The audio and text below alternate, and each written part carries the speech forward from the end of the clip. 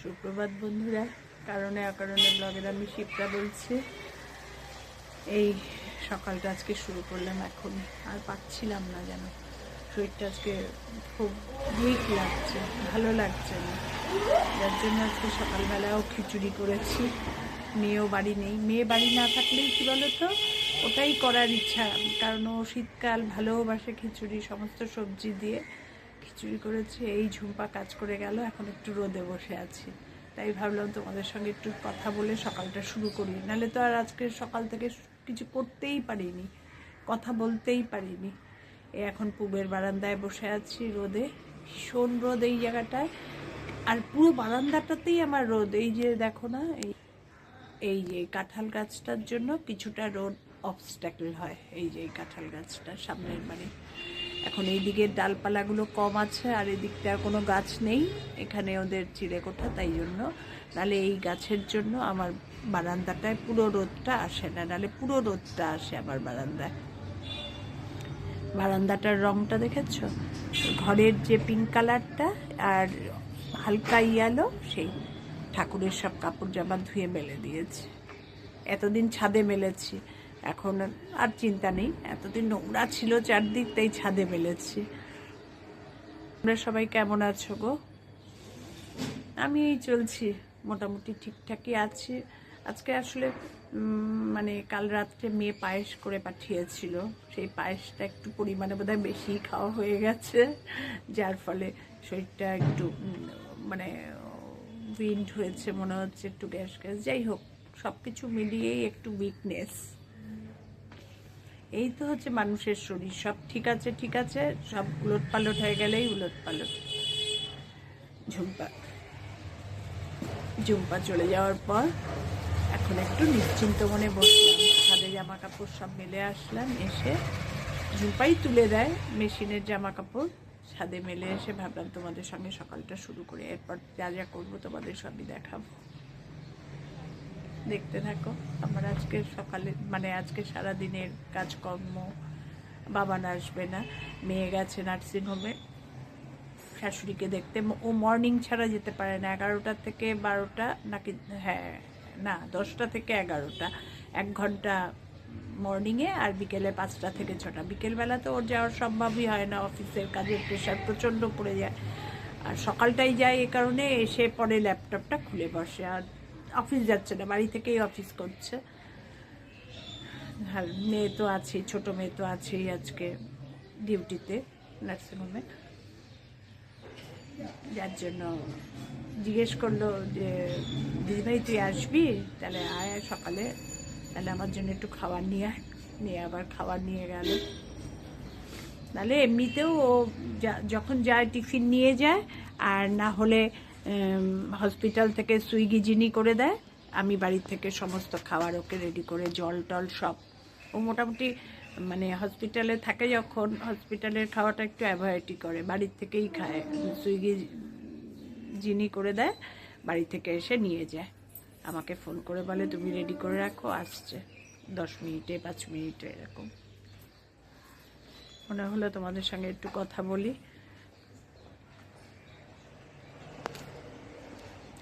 রাস্তা দিয়ে সব যায় আর ভাবে আমি একা একা বক বক করছি, তাকিয়ে তাকিয়ে দেখে।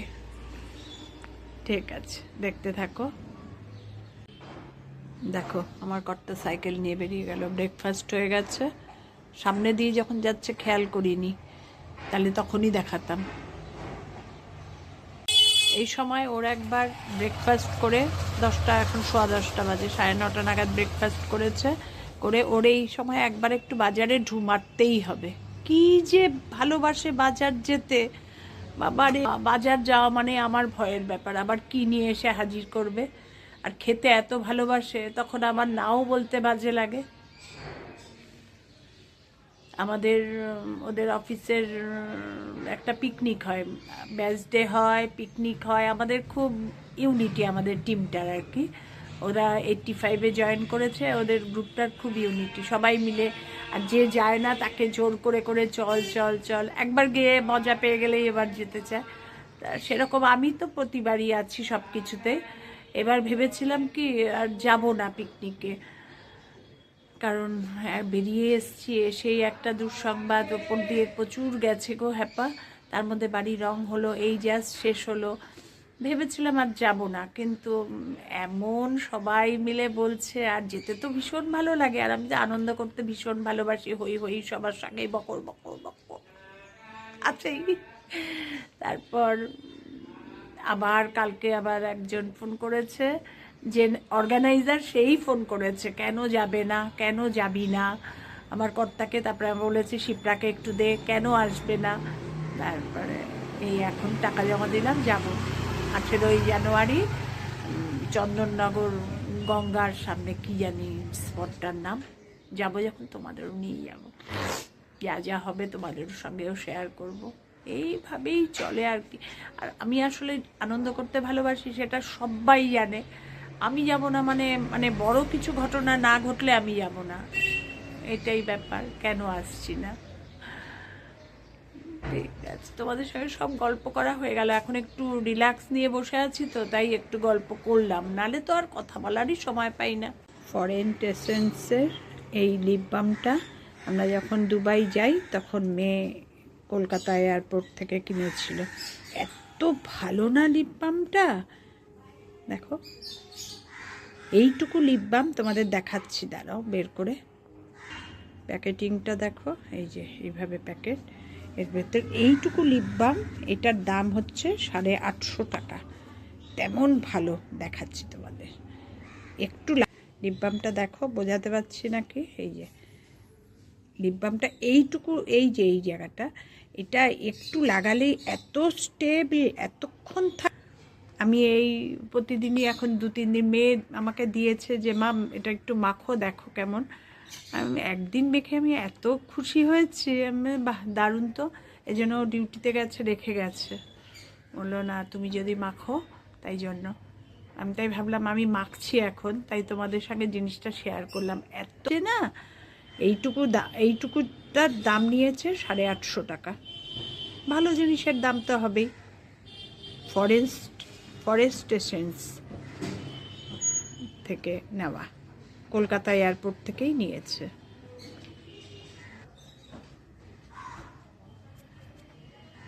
একটু হাত দিয়ে দেখো, একটু হাত দিয়ে মাখলেই জিনিসটা এত সুন্দর, জাস্ট একটু।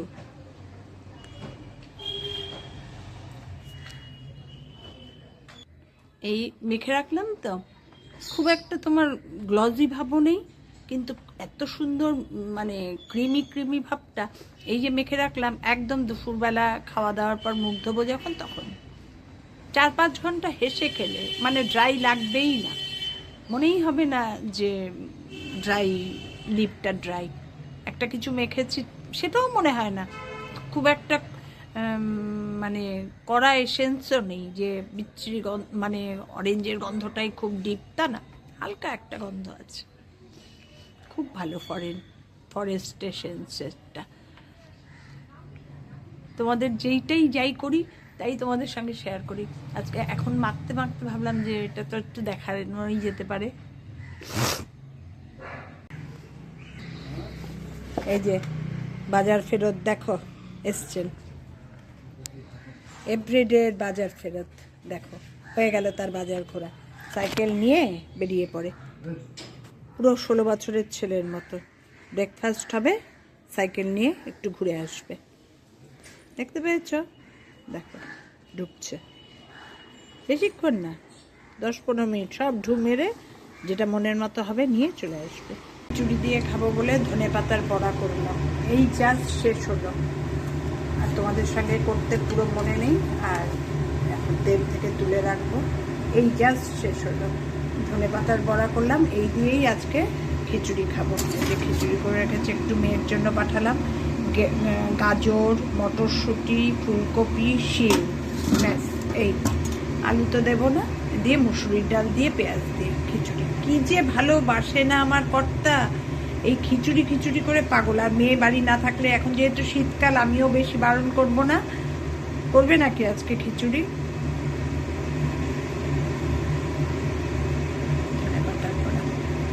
সন্ধেবেলায় রান্নাঘরে চলে আসলাম, কেন বলো তো? এই ঠান্ডা যাচ্ছে, এত ঝামেলা বলে এবার একটা দিনও পিঠা করিনি, জানো তো। সেই জন্য ঝুম্পা নারকেল কুড়িয়ে দিয়ে গেছে, আজ 4-5 দিন হলো। রোজই ভাবি আজ করি আজ করি, আর আজটা আর হয় না। মেয়েরা বলতে ছোট মেয়েরা তো এসবের নেশা নেই, বড় মেয়ে বলতে সাহস কম পায়, জানে মার ওপর দিয়ে প্রচুর ঝামেলা গেছে। তা আজকে ভাবলাম একটু পিঠার প্রস্তুতি, নট পিঠা, একটু পুর বানিয়ে রাখি, নারকেল দিয়ে পাটালি গুড় দিয়ে একটু, আর একটু ক্ষীর করে রাখি। কারণ কি পুরটা করা থাকলে কি ঝটপট যাই করি, দুধ পুলি করি, পাটিসাপটাই করি, এই দুটোই পিঠে তো আমাদের বাড়িতে বেশি হয়, আর পায়েস, এছাড়া আর কিছু খেতে চায় না ওরা। তা যাই হোক, সেই জন্য যাই করি পুরটা বানিয়ে রাখলে, নারকেলের পুর করব কিছুটা, আর কিছুটা ক্ষীর করব। কারণ জামাই আবার নারকেলের পুর দেওয়া কিছু খেতে চায় না, ওর জন্য ক্ষীর দিয়ে করতে হয়। না হলে আমি সন্দেশ কিনে নিয়ে আসি, ওটাই ভেঙে ভেঙে, কিংবা অনেক সময় গুড় দিয়ে সন্দেশটাকে একটু জাল দিয়ে কায়দা করি আর কি। ও নারকেল ছাড়া সবই খাবে, সেই জন্য ভাবছি ওর জন্য একটু ক্ষীর করব আর নারকেল দিয়ে একটু করছি, তোমাদের সঙ্গে একটু শেয়ার করি। মনে হলো তাই, নাহলে তো ভুলে যাই, অর্ধেক জিনিস তো ভুলে যাই, পরে মনে পড়ে বাবা তোমাদের দেখালাম না তো, একটু করলাম এত সুন্দর করে।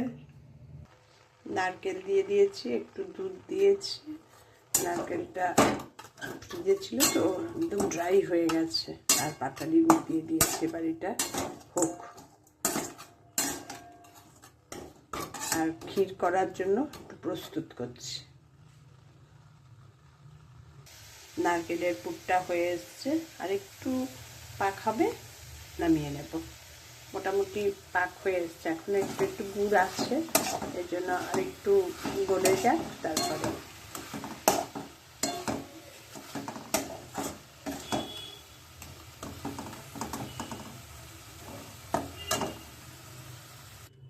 গুড়ের পুর আমার কমপ্লিট, সুন্দর দেখো হয়ে গেছে একদম। এই পর্যায়ে সবসময় পুর নামাতে হয়, তাহলে কি বলো তো, পুরটা যখন দেবে ঝুরঝুরে টাইপ হবে না, মাখো মাখো দিলে একবারে পাশে লেগে থাকবে, দিতেও সুবিধা হয়। হয়ে গেল আমার নারকেলের পুর, এবার ক্ষীরটা বানাবো, তোমাদের দেখাচ্ছি। এই কড়াইয়েই করবো, নামিয়ে নিয়ে এই কড়াইয়ে, মানে গুড় টুর লেগে আছে না, এটা তাহলে নষ্ট হবে না। এই পুরটা বানালাম যে এই কড়াইয়ের মধ্যেই দিয়ে দেবো দুধ। দুধটা একটু ফুটে উঠবে, তাহলে কি মিষ্টির ব্যাপারটা এই নষ্টও হলো না, এটার মধ্যেই হয়ে যাবে ক্ষীরটা। আর একটু দুধ দেব। ক্ষীর অল্প বানাবো, ক্ষীর জাস্ট জামাইয়ের জন্যই মেইনলি। দুধটা দেখো ফুটে উঠেছে। এবার এখানে গোবিন্দভোগ চাল পেস্ট করেছি, পেস্ট বেশি করেই করে রাখলাম। আমি না সবসময় পাটিসাপটা করি সুজি ময়দা দিয়ে, করলেও তার মধ্যে গোবিন্দভোগ চালের গুঁড়ো মানে বেটে দিলে একটা সুন্দর গন্ধ হয়, আর চালের গুঁড়োর একটা অন্যরকম একটা বাইন্ডিংস হয়, সেটা দিয়ে আমি করি। সেই জন্য করবো যখন ভাবলাম তাহলে ক্ষীরের মধ্যেও একটু দিই, এটা দিলে তাড়াতাড়ি কী বলো তো দুধ ঘন হয়ে যাবে একদম। এই 1 চামচ চাল বাটা দিয়ে দেবো, বেটেছি মিক্সিতে। ফুটে উঠতে তারপরেই দিতে হবে, দিয়ে নাড়াতে হবে, নাহলে নিচে লেগে যাবে, দলা পাকিয়ে যাবে। এবার এত সুন্দর ক্ষীরটা হয়ে যায় না, তারপরে দিয়ে দেবো 1 চামচ ঘি, একটু দিই।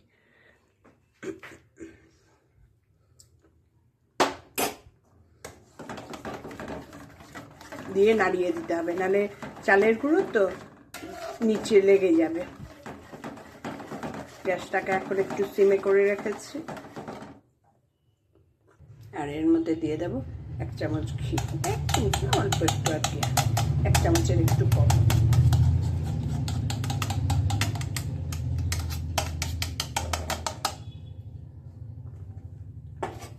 দিয়ে এবার গ্যাসটা বাড়িয়ে দেবো, হোক। তারপরে মিষ্টি দিয়ে দেবো, চিনি দিয়ে দেবো। জামাইয়েরটা করবো চিনি দিয়েই, ক্ষীরটা করবো।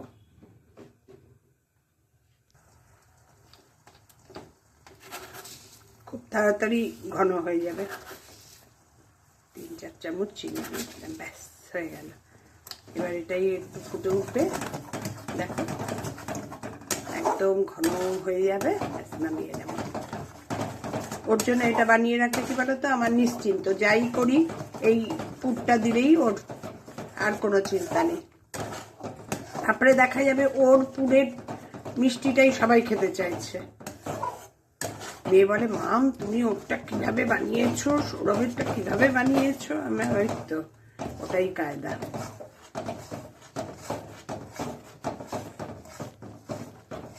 এই পুরগুলো বানিয়ে রাখলাম, আর কোনো চিন্তা নেই। এবার কালকে করি, পরশু করি, পরশু দিনই করবো, শনিবার দিনই করবো। আজকে বৃহস্পতিবার বানিয়ে রাখলাম, কালকে হবে না, বাবান আসবে, শনিবার দিন করবো। শনিবার আমার এই সপ্তাহে আবৃত্তি ক্লাস নেই। আসলে আমাদের আবৃত্তি ক্লাসে 5টা সপ্তাহ যে মাসে থাকে, লাস্ট উইকটা হয় না, তাই মাসে লাস্ট উইকটা হবে। তার বদলে 10th জানুয়ারি ছুটি দিয়েছে, লাস্ট উইকের বদলে 10th জানুয়ারি।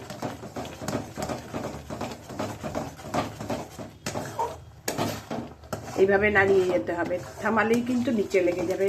চালের গুঁড়ো আছে তো, খুব সুন্দর একটা টেক্সচার তৈরি হয় জানো তো চালের গুঁড়োটা দিতে। তাও যে কোনো চাল না, গোবিন্দভোগ চালই দিতে হবে, তাহলে গন্ধটা খুব সুন্দর আসে।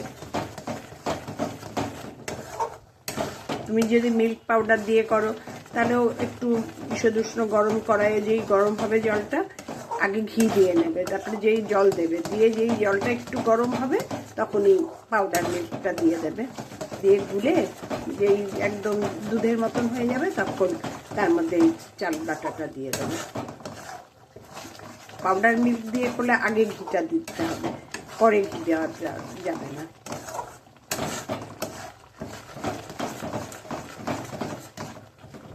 এবার কমপ্লিট হোক, তারপরে তোমাদের দেখাচ্ছি। দেখো কিরকম ঘন একটা টেক্সচার এসে গেছে, এই একদম এরকম। আর একটু উঠানো হবে, কন্টিনিউ নাড়িয়ে দিতে হবে। এখন আমি তোমাদের দেখাবো বলে গ্যাসটা সিম করলাম, নাহলে গ্যাসটা বাড়ানো থাকলে 1 সেকেন্ডও না নাড়ালে চলবে না, চারদিকে লেগে যাবে। এই হয়ে গেল আমার ক্ষীরের পুর। ক্ষীরটা রেডি করে রাখলাম, সবই পুর রেডি রইল। এবার যখন করবো আবার তোমাদের দেখাবো, যাই করি। এগুলো হওয়া থাকলে কি বলতো, আমার আর কোনো চিন্তা লাগে না, যখন মনে হবে তখনই করে ফেলবো।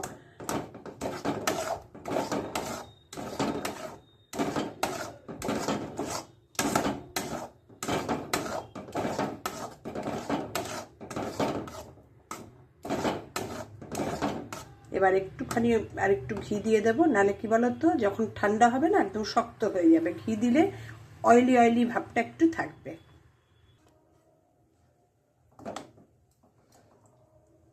অয়েলি অয়েলি ভাবটা একটু থাকবে, ঘি দিয়ে এবার নাড়াবো। মানে শক্ত হয়ে গেলেও আর মানে খড়খড়া টাইপ হয়ে যাবে না, ডাস্ট টাইপ হয়ে যাবে না, নরমই থাকবে। তোমাদের দুটো পুর করা দেখিয়ে দিলাম, কেমন লাগলো জানিও।